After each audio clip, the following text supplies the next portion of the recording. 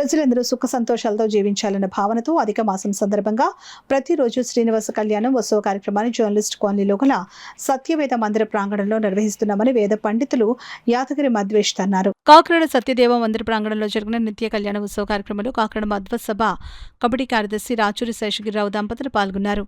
ఈ సందర్భంగా శేషగిరిరావు మాట్లాడుతూ కళ్యాణోత్సవ కార్యక్రమాన్ని అధిక మాస సందర్భంగా 30 రోజుల పాటు జరిపించడం ఎంతో కష్టసాధ్యమైన సేవ అని, అందులో భక్తులందరినీ భాగస్వామ్యం చేయడం మా అందరి అదృష్టంగా భావిస్తున్నామని అన్నారు.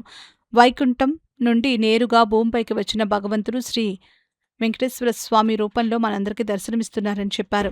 శ్రీదేవి భూదేవి సహిత శ్రీ ప్రసన్న వెంకటేశ్వర స్వామి వారికి నిత్య కళ్యాణం జరిపించే భాగ్యం కల్పించిన మధ్వేష్కు ధన్యవాదాలు తెలుపుకున్నారు.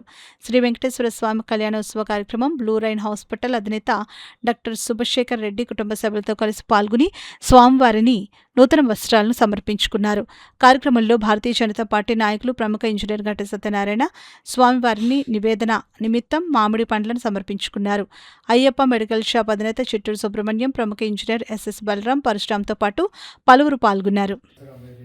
శ్రీనివాస కళ్యాణం ఈ అధిక మాసంలో జరిపించడం, దానికి మేము దంపతులుగా ఇక్కడికి వచ్చి ఈ కళ్యాణం జరిపించడం దాన్ని మాకు పూర్వజన్మ సుకృతం.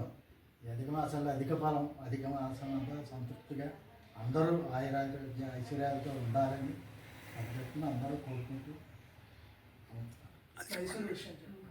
అదే ఈ అధిక మాసం సందర్భంగా మహాగురు సత్యాత్మతీర్థ మహాస్వాముల వారు మైసూరు మహానగరంలో అధిక మాసోత్సవం జరుపుతున్న సందర్భంగా అక్కడ మేము వెళ్ళి ఆయన దర్శించుకుని పాద పూజ ముద్దదారం జరిగింది.